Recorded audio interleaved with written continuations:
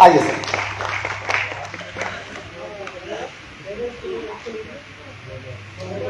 आज के इस कार्यक्रम में हमारे यहाँ बैठे हुए सम्मानीय वरिष्ठ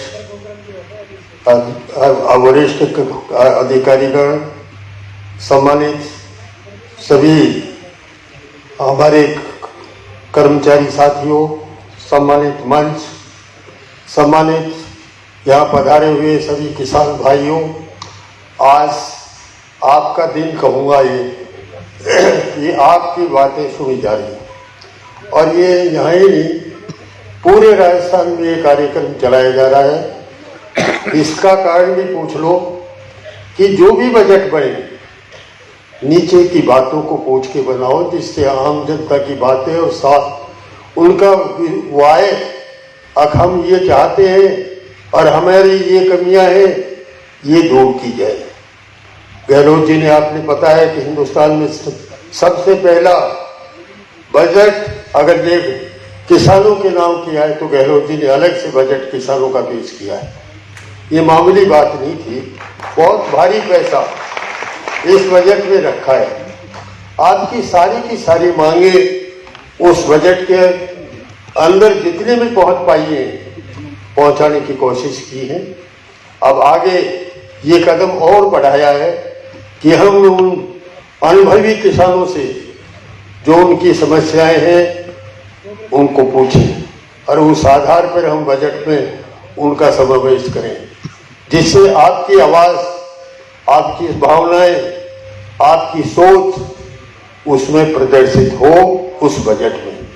इसलिए साथियों, अलग से आपका किसानों का आइए अलग से वो बनाया है आयोग, और इस आयोग के माध्यम से किसानों का ये कहूँगा कि आपकी आमदनी इनकम दुगनी करने की योजनाएं बनाई। योजनाएं कहने के लिए, भाषण देने के लिए तो बहुत सी आई हैं आपके सामने, लेकिन मेरा ऐसा ख्याल है कि दुगनी की बजाय वापिस ही नीचे खिसकी है। और ये तो हो सके कि किसानों ने वो आंदोलन कर लिया और अपनी जमीन को और अपने आप को बचा लिया, वरना किसानों का तो सिर्फ मजदूरी जैसा हाल हो जाता।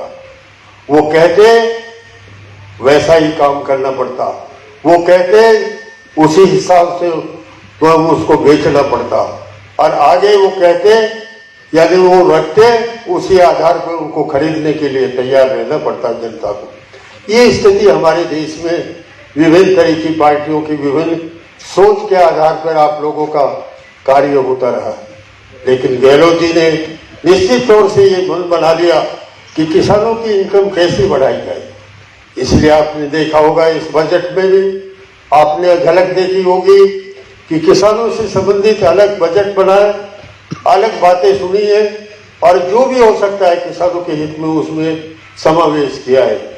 हमने भी बहुत सी सलाहें दी थी, उसमें लगभग 15-16 सलाह हमारी मंजूर किए हैं। लेकिन हम जितना कर सकते थे, जो हमारा ज्ञान था या अनुभव था, उस आधार पे हमने वो समस्याएं रखी और उन समस्याओं पे उन पे गौर करते हुए बजट में रखी। अब आम आदमी की यानी किसान की नीचे से समस्याएं सुनना चाहते हैं, जिससे बजट में वो रखी जाए। यही आज का कार्यक्रम है। इसलिए मैं साथियों से अनुरोध करूंगा कि जिन लोगों ने इसमें हिस्सा लिया है वो तो सादर आमंत्रित है, सम्मानीय है, लेकिन जिन्होंने बहुत सौ ने हिस्सा नहीं लिया और बहुत अनुभवी हमारे किसान हैं, उनका भी अनुभव साझा करने के लिए हम आमंत्रित करते हैं कि वो लगातार हमारे कृषि अधिकारियों के पास अपनी समस्याएं, अपना मन, अपनी बातें पहुंचाते रहे। वो भी बजट में इंक्लूड की जाएंगी। ऐसा नहीं कि आज की बात करके चले जाए। आप लोग निश्चित तौर से ये भी बात करें कि जैसे आपके बहुत से बजट है, बहुत सी बातें आप तक नहीं पहुंची, ये मैं भी जानता हूँ। हमारे कृषि के जो विशेष तौर से वहाँ के कर्मचारी हैं, वो विशेष तौर से उन बातों को आप तक नहीं पहुंचा रहे। मैंने ये सुबह भी कहा है, पहले भी कहा है कि आप अपने नीचे कर्मचारी को, ग्राम सेवकों को, इनको कहिए कि वो आम जनता तक पहुंचाए। बहुत सी बातें ऐसी हैं जो किसानों तक नहीं पहुंची है, वो अपने ये कहिए कि उनका फायदा हम नहीं उठा पा रहे हैं। इसीलिए ये निश्चित तौर से आप करें। उनसे कहिए कि 10 आदमी इकट्ठे हो, 20 आदमी इकट्ठे हो, गाँव में जाएं, इकट्ठे करके उनके बाद सामने रखें, ये बजट में आपके सामने है, इनका फायदा लेना है तो आपको आगे आना चाहिए। ये समस्याएं आप लोगों को निश्चित तौर से आपको फायदा देने वाली है। और आपका किसान का ये कहूँगा निश्चित तौर से बजट में समावेश होगा आपकी समस्याओं का, आपकी भावनाओं का। यही वे समस्याएं आपकी सुनने के लिए पूरे इसमें राजस्थान में ये समस्याएं सुनने के लिए लागू की है। और किसान ये कहूँगा कि आयोग का मकसद भी विशेष तौर से यही है कि उनको पूरी तरह से किसानों के अलग से बजट बनेगा, अलग से समस्याएं सुनेंगे, जो भी समस्याएं उनमें समावेश करेंगे और उन समस्याओं को वह एक एक व्यक्ति तक पहुंचाने की कोशिश करेंगे जिससे उनका फायदा हो सके। साथियों, परिवर्तन बहुत तेजी से होता रहा है और होता रहेगा। हमने ये देखा है बहुत से पहले जब अनाज में किसी भी तरीके का बाहर का खाद का प्रयोग नहीं होता था, खाद का प्रयोग जब शुरू किया उसमें मुझे ज्ञान है कि लोगों को एक एक बीघा फ्री खाद दिया कि भाई कैसे कैसे इसको स्वीकार करो। वो स्वीकार भी किया, अच्छे बीज भी आए, उत्पादन भी बढ़ा, उसके साथ साथ कुछ खराबियां भी बढ़ी और वो खराबियां निश्चित तौर से हमारे स्वास्थ्य के लिए हानिकारक भी हुई।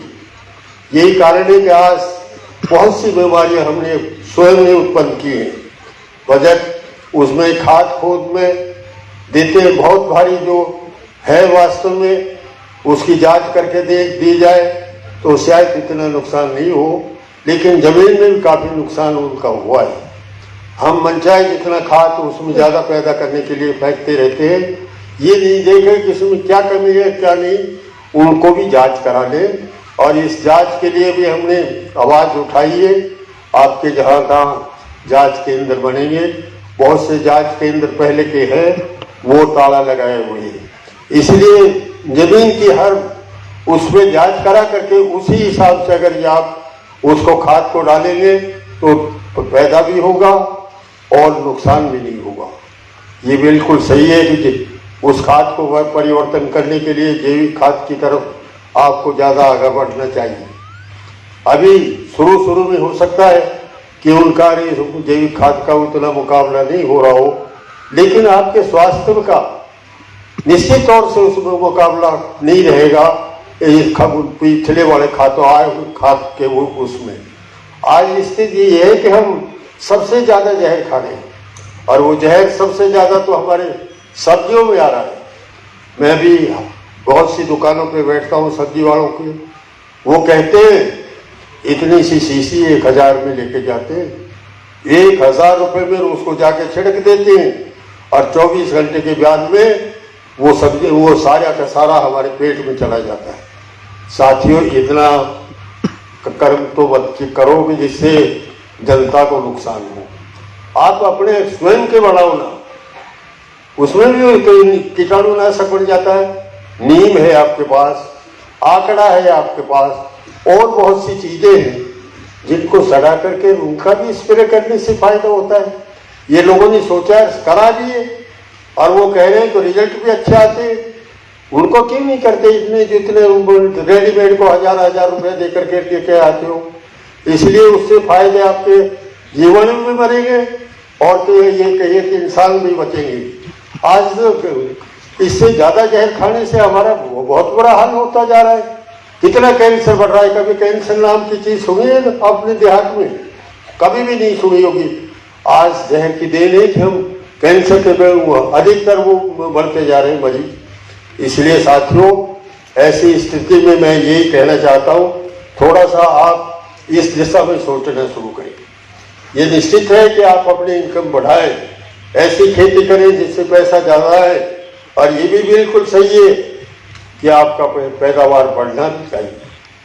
लेकिन बढ़ने के साथ साथ थोड़ा सा इंसानों का भी ध्यान रखने की जरूरत है। अगर ये हमने आज उम्मीद करके ये काम किया तो और सारों की तरफ मत देखो, अपने घर की भी तरफ देखो, उसमें वो भी वो सम्मिलित रहेंगे। इसलिए साथियों, मैं हमारे यहाँ सभी अधिकारी वर्ग और कर्मचारी वर्ग यहाँ आया है, आप लोग यहाँ पधारे हो। मैं आशा और विश्वास करूँगा कि आज का ये सम्मेलन आपके लिए अच्छा सिद्ध रहेगा, अच्छा सिद्ध होगा और इससे बहुत भारी भावनाएं आपकी जागृत होंगी। बहुत सा कार्य ऐसे हैं जिसको आप तक नहीं पहुँचे, वो पहुँचेंगे और आपकी इनकम भी बढ़ेगी, खेती क्यारी भी अच्छी होगी और थोड़ा सा सोच समझ भी बढ़ेगा। मैं आशा और विश्वास करूँगा ये निश्चित तौर से इस दिशा में सारे ये आप लोग सोचेंगे और इस दिशा में काम करने की कोशिश करेंगे। आप लोग पधारे, कर्मचारी हमारी घर की यहाँ पैर रख करके हो जो जयपुर तक यहाँ पहुँचे हैं, मैं उनका भी तहे दिल से सम्मान भी करता हूँ, अभिवादन भी करता हूँ। आप लोगों को बहुत बहुत, किसान वर्ग को बहुत बहुत धन्यवाद और बहुत बहुत जय हिंद, जय भारत। बहुत बहुत आभार सर। एक बार आकाश भर तालियां होनी चाहिए, प्रत्येक हाथ उठना चाहिए। माननीय उपाध्यक्ष महोदय का उद्बोधन अगर हम